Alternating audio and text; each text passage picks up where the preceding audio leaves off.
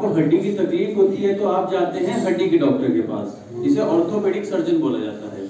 और आजकल वो जाने जाते हैं घुटने के सर्जन के नाम से, बिकॉज घुटना का रिप्लेसमेंट, नी रिप्लेसमेंट बहुत ज़्यादा कॉमन चीज़ है, इसलिए उस तरीके से जाने जाते हैं।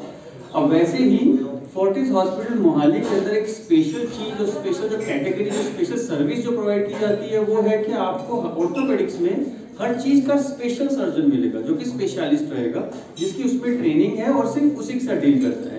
जैसे कि नी रिप्लेसमेंट के लिए सिर्फ एक ही सर्जन है जो नी रिप्लेसमेंट ही करता है, उसके अलावा कुछ नहीं करता है। सेम शोल्डर के लिए एक सर्जन है, स्पोर्ट्स के अंदर जो नी इंजरीज होती हैं उसके लिए एक सर्जन है, हैंड के लिए अलग सर्जन है। वैसे ही मैं एक फुट एंड एंकल सर्जन हूँ जो फुट एंड एंकल सर्जरीज करता हूँ। अब बात रहती है कि फुट एंड एंकल सर्जरीज में होता क्या है। सो बेसिकली मैं हूँ डॉक्टर चंदन नारंग, मैं फोर्टिस हॉस्पिटल मोहाली से हूँ। आज हम लोग करनाल आए थे स्पेसिफिकली अवेयरनेस फैलाने के लिए कि हम लोग फुट एंड एंकल में क्या क्या करते हैं। आपके डॉक्टर्स रहते हैं हड्डियों के, जिसमें कंधे का अलग, एल्बो का अलग, हाथ का अलग। वैसे ही आपको जानना चाहिए कि आपके एरिया में फुट एंड एंकल सर्जन भी अवेलेबल है जो कि सिर्फ फुट एंड एंकल की प्रैक्टिस करता है। यूजुअली लोग चाहते हैं कि हम स्पेशलिस्ट के पास जाएं। एक ऑर्थोपिक स्पेशलिटी है बट उसमें एक सुपर स्पेशलिटी है फुट एंड एंकल। लोगों को हील पेन की तकलीफ रहती है। अब ये हील पेन आप हज़ारों डॉक्टर को दिखा चुके होते हैं, नहीं ठीक हो रहा होता है। तो ऐसे पेशेंट मेरे पास 10 में से 6 पेशेंट सिर्फ हील पेन के रहते हैं, तो जो कि ठीक होके जाते हैं। और दूसरा क्या रहता है कि आज जो हमारा टारगेट था मेन, कि लोगों को पता चले कि फुट एंड एंकल की कुछ ऐसी बीमारियां हैं जिसके बारे में बताया जाता है कि इसका कोई इलाज नहीं है, उनका इलाज है। जैसे कि आपके पाँव के अंगूठे का टेढ़ा होना, आपकी उंगलियां एक दूसरे के ऊपर चढ़ जाना, आपको बार बार मोच आती है तो आपको बोला जाता है कि एंकल बाइंडर पहन लो, गर्म पट्टी पहन लो, उन सब का इलाज होता है। डायबिटिक फुट है जहाँ पे बोला गया कि पाँव कटेगा, हम उसको बचा सकते हैं। उसके अलावा एंकल घिस गया है, बोलते हैं कि चलाते रहो जब तक चलता है, ऐसा नहीं होता। आप जब तक चलाते रहेंगे उसको चलता रहेगा।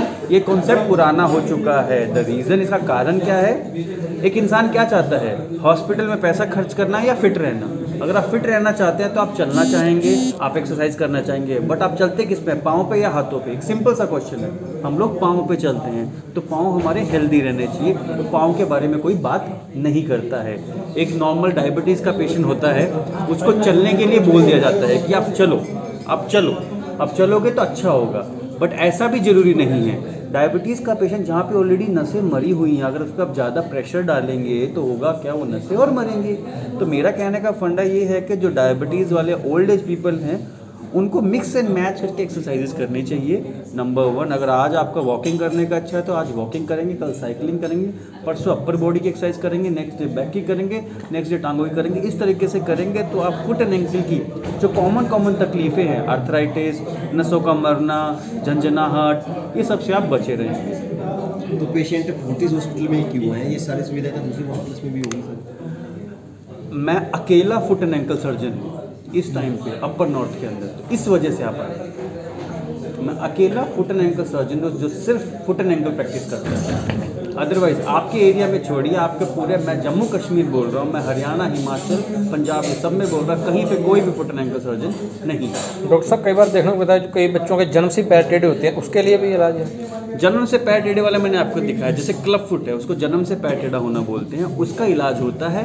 उसमें क्या होता है, अगर आप समय रहते हैं मेरे पास, विदिन 15 दिन अगर पे पहुंच जाएंगे तो मैं प्लास्टर से 4 से 5 प्लास्टर से उस पाँव को सीधा करके आपको दे सकते हैं। चाहे बच्चे की एज बढ़ चुकी है, 10 साल 12 साल हो चुका है, अगर बच्चे की एज बढ़ चुकी है तब सर्जरी से हम उसको कम्प्लीटली करेक्ट कर देते हैं। अगर हमने आपको दिखा कि हमने बड़े बड़े लोगों के भी पाँव सीधे किए हैं, तो जिनके बचपन से टेढ़े थे, जिनको पता नहीं चला, गाइडेंस नहीं मिली, या इलाज करवाया बट फिर भी टेढ़ा हो गया, फिर वापस से टेढ़ा होगा, तो इन लोगों का इलाज हो सकता है और होता है और हम लोग करते हैं। क्या ये दोबारा टेढ़ा नहीं होगा? अगर एक बार सीधा करवा लेते हैं सर्जरी से, दोबारा नहीं कोई दिक्कत तकलीफ होगी, बच्चे को टेढ़ा दोबारा नहीं हो सकता? सर, अगर आपकी पहले सर्जरी हुई है क्योंकि आपका बचपन से न्यूरोलॉजिकल प्रॉब्लम की वजह से था, बट वो प्रॉब्लम तो वहीं से है, तो रिकरेंस बोलते हैं, वो दोबारा हो सकता है। हो सकता है। डॉक्टर, कई बच्चे देखे जाते हैं जो बचपन में बिल्कुल ठीक थे, किसी न किसी कारण से वह एड़े नीचे नहीं टिकाते, पंजों के बल चलना शुरू कर देते हैं, उसका क्या? सर, टो वॉकिंग बोलते हैं इसको। टो वॉकिंग का फंडा क्या होता है, जो बच्चे रहते हैं बचपन से, सबको हैबिट होते हैं, जब दौड़ना चाहते हैं ना तो पंजे पे आ जाते हैं।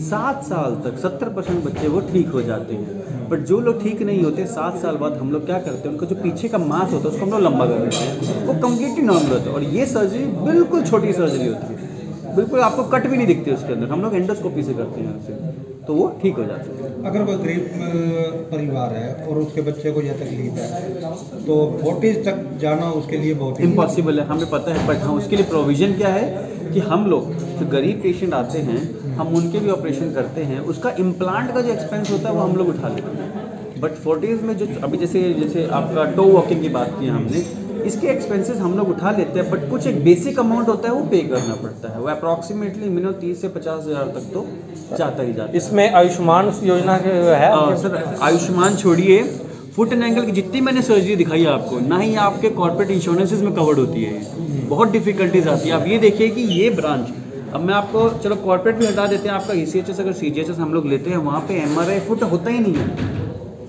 आपके फुट एंड एंकल में 26 हड्डियाँ हैं, वहाँ पे MRI लिखा हुआ है एंकल, आप जाएंगे ना फुट में पेन है, MRI फुट अगर मैंने लिखा वो बोलते नहीं होगा।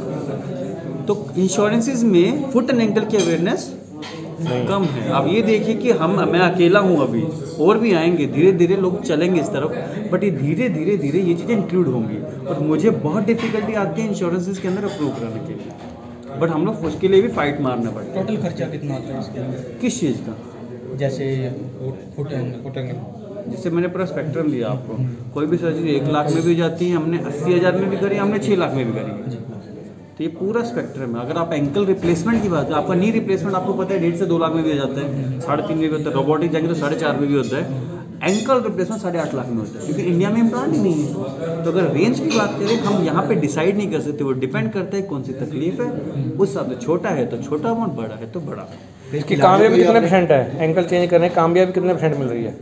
एंकल रिप्लेसमेंट सर अभी तक इंडिया में 14 ही हुए हैं, हमने 2 किए, तो बहुत कम है, क्योंकि अमाउंट मैं ये पूरा कामयाब कितने हुए हैं अब तक? हाँ सर कामयाब वो 12 के 12 अभी तक कामयाब हैं, but out of India it's a successful surgery. India में अभी तक ना ही इम्प्लांट अवेलेबल है, सब स्विट्जरलैंड से। अभी तक सक्सेस के बारे में इंडियन कम्युनिटी में हम लोग कमेंट नहीं कर रहे हैं।